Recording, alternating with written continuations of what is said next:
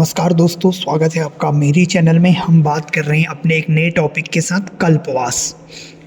जब भी कुंभ और महाकुंभ की बात आती है तो इस नाम को बहुत बार सुना जाता है कि कल्पवास। उसी के बारे में हम यहाँ पर बताने जा रहे हैं। कल्पवास एक प्रकार से साधना और तपस्या का ही रूप है, जिसमें जातक को 3 रात, 3 माह, 6 माह, 12 साल या आजीवन किसी भी पवित्र नदी के किनारे तंबू बनाकर रहना होता है, साधना करना होता है। इसे कल्प कहा जाता है। साधक इस दौरान बेहद संयमित जीवन जीते हैं और अपने पापों का नाश करने के लिए आत्मशुद्धि की साधना करते हैं।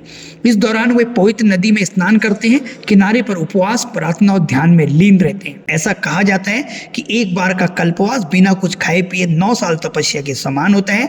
यदि हम बात करें कल्पवास के नियम, कल्पवास करना हर किसी के बस की बात नहीं होती है। यह बेहद कठिन साधना होती है। कल्पवास के दौरान कुछ नियमों का पालन करना बेहद जरूरी होता है, वरना तपस्या भंग मानी जाती है।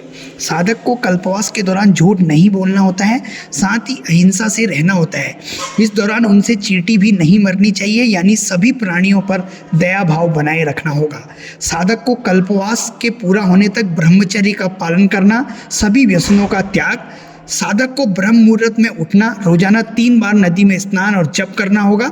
इसके बाद दान करना होगा। जातक को कल्पवास के दौरान किसी की भी निंदा नहीं करनी चाहिए, साथ ही संकल्पित क्षेत्र से बाहर भी नहीं जाना होगा।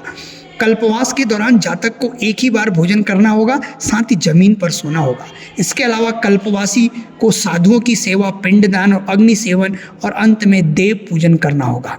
कल्पवास के लाभ की बात करें, कल्पवास करने वाले जातक को मनोवांछित फल मिलता है, साथ ही आत्मिक और शारीरिक शांति की भी अनुभूति होती है।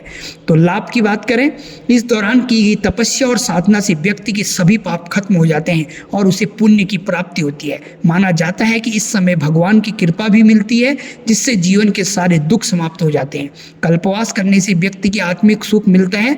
यह एक प्रकार से मानसिक और शारीरिक शुद्धि का उपाय भी माना जाता है, जिससे व्यक्ति अपने जीवन में संतुलन और शांति हासिल करता है। कल्पवास के दौरान बहुत से लोग समाज सेवा, धार्मिक कार्यों में भी शामिल होते हैं। वे आश्रय, भोजन और अन्य जरूरतें भी मुहैया कराते हैं, जिससे समाज में एकता और सहयोग की भावना को बल मिलता है। कल्पवास का आयोजन बड़े स्तर पर होता है, जिससे लाखों लोग इकट्ठा होते हैं। यह एकता और भाईचारे को बढ़ावा देता है, क्योंकि लोग एक ही उद्देश्य से इकट्ठा होते हैं, आत्मशुद्धि और मोक्ष की प्राप्ति। Thank you.